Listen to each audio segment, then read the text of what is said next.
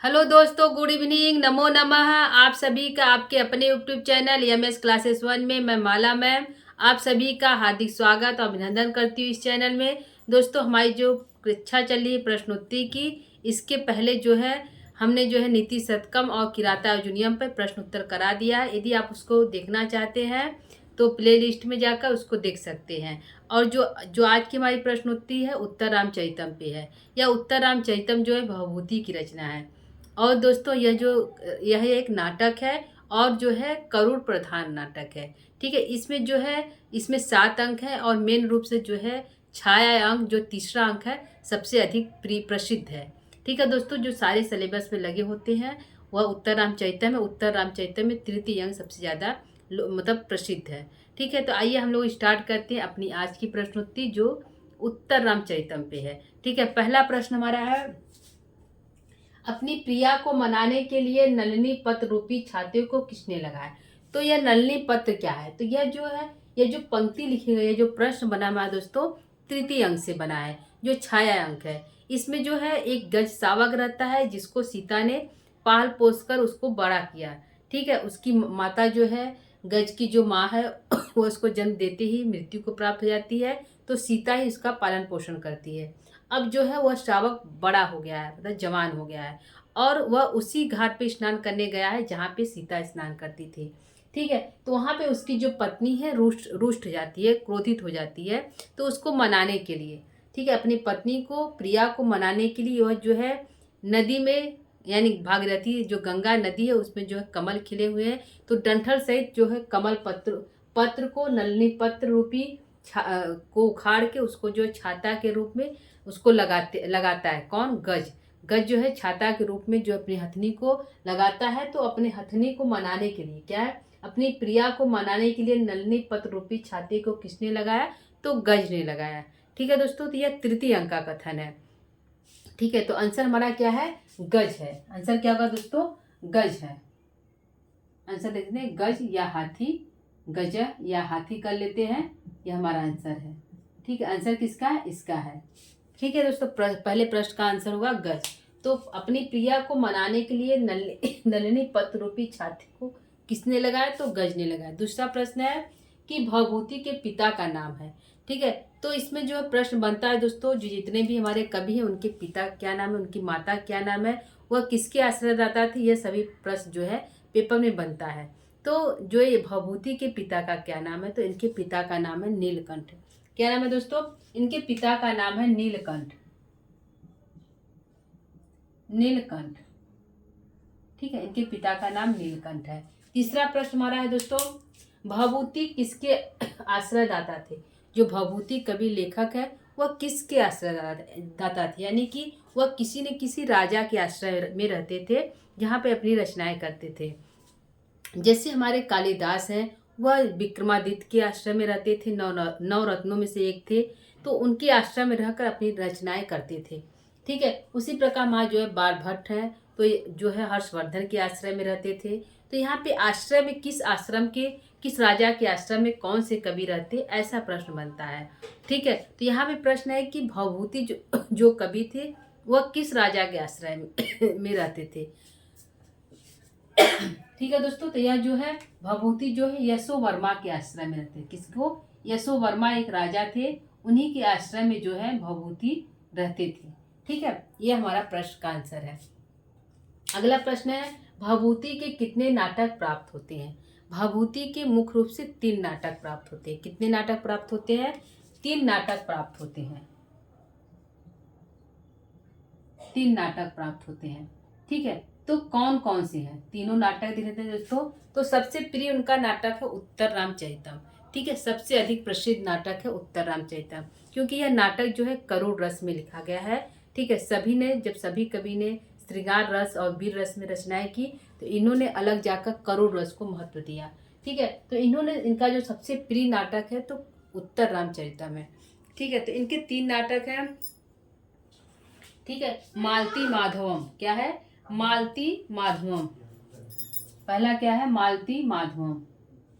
मालती माधवम। ठीक है, मालती माधव इनका पहला यह प्रकरण है। क्या है? यह प्रकरण है। प्रकरण है। मालती माधव इनका पहला जो है रचना है, यह एक प्रकरण है। ठीक है, दूसरा है महावीर चरितम। क्या है? दूसरा है महावीर चरितम। महावीर चरितम यह नाटक है। क्या है? यह नाटक है। ठीक है, यह 7 अंक का नाटक है। या प्रकरण हमारा 10 अंक का होता है, तो प्रकरण 10 अंक का है, नाटक हमारा 7 अंक का है। ठीक है, तीसरा है उत्तर रामचरितम। तीसरा क्या है? उत्तर रामचरितम। उत्तर रामचरितम। ठीक है, यह नाटक है, सबसे प्रिय नाटक है, इसमें भी 7 अंक है। ठीक है, यह नाटक है और 7 अंक है। ठीक है दोस्तों, तो यह जो है भभूति के 3 नाटक प्रिय है। मालती माधवम जो प्रकरण है माधवम। ठीक है, मालती माधवम है, माधव और मालती की प्रेम कथा है। ठीक है, यहाँ महावीर चरितम राम और सीता का, महावीर चरितम उनका वर्णन है राम का। फिर उत्तर रामचरितम उनके उत्तर का जीवन, राम का उत्तर जीवन कैसा था उसके बारे में लिखा गया है। ठीक है, तो 3 रचनाएं जो है भभूति का प्रसिद्ध है। ठीक है दोस्तों, यह हमारा आंसर है। अगला प्रश्न है भभूति का एक प्रसिद्ध दार्शनिक नाम है। भभूति का एक दार्शनिक नाम है, तो क्या है? तो इनको उम्बेक भी कहा जाता है। उम्बेकर या उम्बेक, ऐसे इनको संबोधित किया गया है। ठीक है, उम्बेक नाम है। ठीक है, दार्शनिक नाम क्या है? उम्बेक है।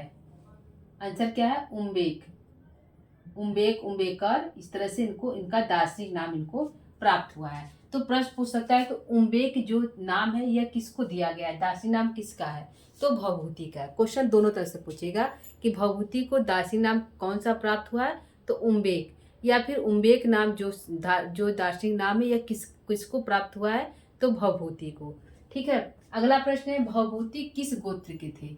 भभूति जो है किस गोत्र, जैसे बारभट्ट हमारे वत्स गोत्र के हैं। बारभट्ट किस गोत्र के हैं? वत्स गोत्र के हैं। तो भभूति हमारे किस गोत्र के? इनका भी तो कोई गोत्र होगा, किसी गोत्र में इनका भी जन्म हुआ होगा। तो यह जो काश्यप गोत्र के थे। कौन किस गोत्र के दोस्तों? काश्यप गोत्र के थे। ठीक है, भभूति किस गोत्र के थे? काश्यप गोत्र के थे।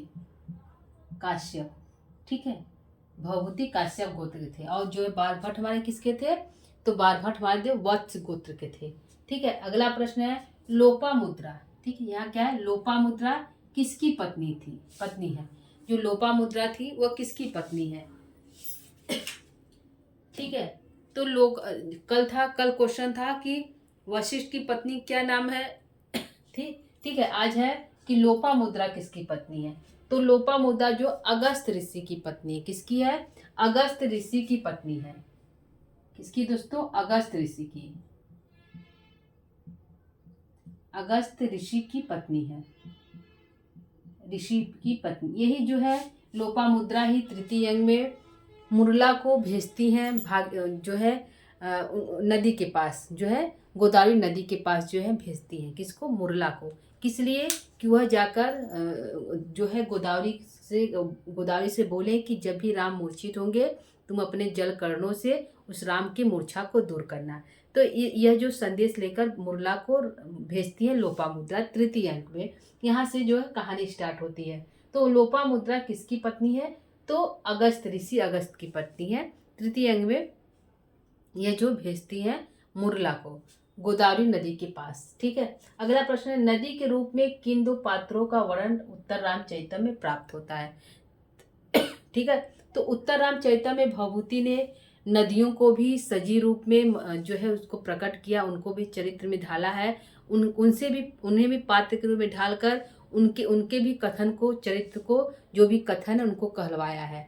ठीक है, किसने? भभूति ने। तो नदियों को भी पात्र के रूप में लिया है, वृक्षों को भी पात्र के रूप में लिया है। जो हमारी थी बसंत, जो है बसंती जो है वह भी जो है वन देवी है। तो वन की देवी को भी उन्होंने पात्र के रूप में लिया है। किसने? भभूति ने। ठीक है, तो इसमें प्रश्न है कि नदी के रूप में 2 पात्रों को जो है उत्तर रामचरितम में कौन है, किस नाम से? क्योंकि पात्र बनाए हैं तो उनका नाम भी होगा। ठीक है, तो तमसा और मुरला को जो है उन्होंने 2 नदियां हैं तो उनको पात्र के रूप में लिया है। किसने? भभूति ने। और उनसे कहलवाया भी है, उनसे कथन भी कहलवाया है। ठीक है, तो नदी के रूप में किन 2 पात्रों का वर्णन मिलता है उत्तर रामचरितम में? तो तमसा और मुरला का। किसका है? तमसा और मुरला का। मुरला का नदी के रूप में लिया। और जो है बसंती जो है वह वन देवी है, वो वन की देवी है, तो उसको भी पात्र के रूप में भवभूति में लिया है। तो प्रश्न ये भी पूछ सकता है कि वन देवी के रूप में, मतलब वन को भी देवी के रूप में जो है किस कवि ने पात्र के रूप में लिया है, तो भवभूति ने लिया है। ठीक है, नाम क्या है? बसंती। ठीक है। अगला है पुष्पाक प्रतीकासो रामस्य करुण रस है। यह जो है, यह कथन किसका है? पूछा है कि यह कथन यह किसने कहा है? तो यह जो पुष्पाक प्रतीकासो रामस्य करुण रस, राम का जो करुण रस है वो पुष्पाक की तरह है। ठीक है, तो यह जो है राम का जो करुण रस है वो अंदर ही अंदर पुष्पाक की तरह चुर रहा है, मतलब अंदर ही अंदर वो अथवा कर रहा, बाहर नहीं निकल रहा है। जिस प्रकार पुष्पाक होता है दोस्तों, एक औषधि होती है जिसको जो है घड़े में पकाया, मतलब कि घड़े में लेप करके उसके ढक मुंह को बंद करके लेप लगा दिया जाता है, जिससे कि वो औषधि अंदर ही अंदर पके और उसका भाप भी बाहर नहीं निकले। उसी प्रकार उसी पुष्पाक की तरह जो राम का दुख है, कष्ट है, क्योंकि राम जो रो नहीं सकते, वो किसी को बता नहीं सकते, क्योंकि उन्होंने स्वयं सीता को जो है अपने अपने घर से निकाला था, स्वयं निकाला था। तो वह किसी से कह नहीं सकते कि वह सीता के वियोग में दुखी हैं या उन्हें कष्ट है। तो वह जो राम का जो दुख है, जो कष्ट है, वह पुष्पाक की तरह है। ठीक है, वो जिस प्रकार पुष्पाक जो है वह जो है औषधि जिस प्रकार चुरती है अंदर अंदर, उसका भाप भी बाहर नहीं निकलता है, उसी प्रकार जो राम का कष्ट है वो अंदर ही अंदर, वो दुखी है, कष्ट है, झेल रहे हैं, लेकिन वो बाहर किसी से बोल नहीं सकते। तो मुरला यह कथन करती है, कौन कहती है? मुरला यह कथन करती है कि राम का जो करुण रस है, राम का क्या है, जो करुण रस है वो पुष्पाक की तरह है। किसकी तरह है? पुष्पाक की तरह है। ठीक है, तो यह कथन किसका है दोस्तों? तो मुरला का है। किसका है? मुरला का है, मुरला बोलती है। ठीक है दोस्तों, ये हमारा प्रश्न का आंसर है। अगला प्रश्न है, लव कुश किसके आश्रम में दीक्षा ग्रहण कर रहे थे? जो लव कुश थे, जब लव कुश जो है ये राम और सीता के पुत्र है, तो लव कुश किसके आश्रम में, किस ऋषि के आश्रम में शिक्षा ग्रहण कर रहे थे? ठीक है, तो जब यह राम और लव कुश जब बड़े हो जाते हैं 5-6 साल के हो जाते हैं, तो भागीरथी जो है वह जो है वाल्मीकि आश्रम में उनको शिक्षा ग्रहण करने के लिए दे देती है। ठीक है, तो वह किस ऋषि के आश्रम में शिक्षा ग्रहण कर रहे हैं? तो वाल्मीकि आश्रम में। ठीक है, वाल्मीकि आश्रम में। ठीक, वाल्मीकि आश्रम में जो है लव कुश शिक्षा को ग्रहण कर रहे हैं। वाल्मीकि आश्रम किस नदी के किनारे दोस्तों? तो गंगा नदी के किनारे है। ठीक है, जो है उसको जो है उत्तरामचरित में उसको गंगा नदी को भागीरथी नाम से संबोधित किया गया है, बताया गया है भागीरथी नाम। ठीक है, अगला प्रश्न है, सीता का अदृश्य रहने का वरदान किसने दिया? सीता को अदृश्य रहने का वरदान, ठीक है, यह हमारा प्रश्न है, सीता को अदृश्य रहने का वरदान किसने दिया? तो सीता को अदृश्य रहने का वरदान भागीरथी ने तृतीय अंक में दिया। कब दिया? भागीरथी ने तृतीय अंक में दिया। भागीरथी ने तृतीय अंक में दिया। ठीक है, लिख लेते हैं दोस्तों, तृतीय अंक में दिया, तृतीय अंक में दिया। ठीक है, ये इसमें जो है सीता को अदृश्य रहने का वरदान किसने दिया? तो भागीरथी ने तृतीय अंक में दिया।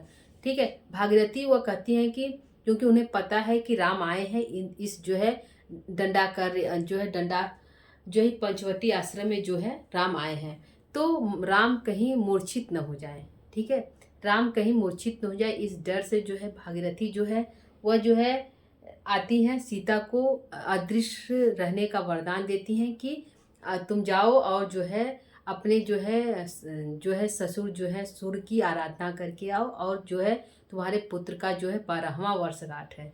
ठीक है, यानी कि लव कुश का 12 साल पूरा हो गया है, उनका जन्म दिवस है, तो उनके जो है जन्मदिन के उपलक्ष्य में जो है ससुर देवता का जो तुम्हारे पुराण ससुर है उनको जो है जल मतलब पूजा पाठ अर्चन करके उनको वापस आओ। तो सीता नहीं जाना चाहती, तो उनको जो है अदृश्य रहने का वरदान देती हैं कि तुम सभी चीज़ को देखोगी, सभी लोग को देखोगी, लेकिन तुम्हें कोई नहीं देखेगा। तो यह जो वरदान जो है भागीरथी देती है सीता को, तृतीय अंक में देती है अदृश्य रहने का वरदान। ठीक है, यह हो गया। दूसरा क्वेश्चन पूछेगा कि अदृश्य रहने का वरदान सीता को प्राप्त होता है, साथ में और किस पात्र को अदृश्य रहने का वरदान है? तो तमसा सीता के साथ रहती, इसलिए तमसा को भी अदृश्य रहने का साथ में वरदान प्राप्त हो जाता है। क्योंकि यदि तमसा को कोई देख लेगा तो सीता मतलब पकड़ी जाएंगे, पता चल जाएगी कोई साथ में है। तो जब भी ये दोनों पात्र सीता और तमसा बातचीत करती हैं तो यह दिखाई नहीं देती है, न ही इनके शब्दों को कोई सुनता है। ठीक है, तो यह अदृश्य रूप में रहती है। उनके वो सामने वाले के शब्दों को सुन सकती हैं, देख सकती हैं, लेकिन सामने वाला उनके जो है न तो शब्दों को सुन सकता है, न ही इनको देख सकता है। तो यह वरदान भागीरथी ने सीता सहित तमसा को भी दिया था। ठीक है, दोनों क्वेश्चन पूछा था, सीता सहित और किस पात्र को भागीरथी ने वरदान दिया था, तो तमसा को दिया था। ठीक है, अगला प्रश्न है, करुणस्य मूर्ति अथवा शरीरम, यह पंक्ति किसने किसके लिए कहा। ठीक है, यह जो है सीता के लिए पंक्ति आई है, तृतीय अंक में आई है, सीता के लिए आई है कि करुणस्य मूर्ति अथवा शरीर। यह जो है जो सीता, क्योंकि सीता जब प्रवेश करती है उस पंचवटी आश्रम में, तो जब तमसा देखती है किसने ये पंक्ति किसने किसके लिए कहा है, तो तमसा ने सीता के लिए कहा है। तमसा ने सीता के लिए कहा है, सीता के लिए कहा है। ठीक है, तमसा ने सीता के लिए कहा है। ठीक, यह आंसर तमसा ने सीता के लिए कहा है। कब कहा, जब सीता जब प्रवेश करती है उस पंचवटी आश्रम में तब। ठीक है, वह कहती हैं कि यह जो सीता आ रही है मानो कि करुड़ की साक्षात शरीर रूप धारण करके आ रही, मान लो कि करुड़ ही आ रही है, ऐसा वह संबोधित महसूस देखते हुए बोलती हैं कि करुणस्य मूर्ति अथवा मानो कि वह करुड़ की साक्षात मूर्ति है, ऐसे सीता प्रवेश कर रही है। मतलब इतनी दुखी है, उनका शरीर इस प्रकार जो है दुबला पतला हो गया है कि उनको देखकर तमसा बोलती है कि यह करुणस्य मूर्ति अथवा शरीर, मानो यह करुड़ की साक्षात मूर्ति है। ठीक है, यह इतनी दुबली पतली है कि मान लो ऐसा लग रहा है कि यह करुड़ ही इनके इसमें समा गया है, या करुड़ की यह मूर्ति के समान सदृश हो रही है, दिखाई दे रही है, प्रतीत हो रही है। यह तमसा कहती है सीता के लिए। ठीक है दोस्तों, तो यह हमारा आज का प्रश्नोत्तरी था। ठीक है, तो हम उम्मीद करती हूँ कि आपको यह हमारा प्रश्नोत्तरी समझ में आया होगा, अच्छा लगा होगा दोस्तों। ठीक है, तो आज के लिए इतना ही। कल जो है नए प्रश्नोत्तरी के साथ फिर से उपस्थित होंगे दोस्तों। ठीक है, तो आज के लिए इतना ही। यदि आपको प्रश्नोत्तरी समझ में आ रहा, अच्छा लग रहा है, तो आप चैनल को सब्सक्राइब इत्यादि लाइक कर सकते हैं। ठीक है, तो कल हम फिर से मिलते हैं, तब तक के लिए नमो नमः।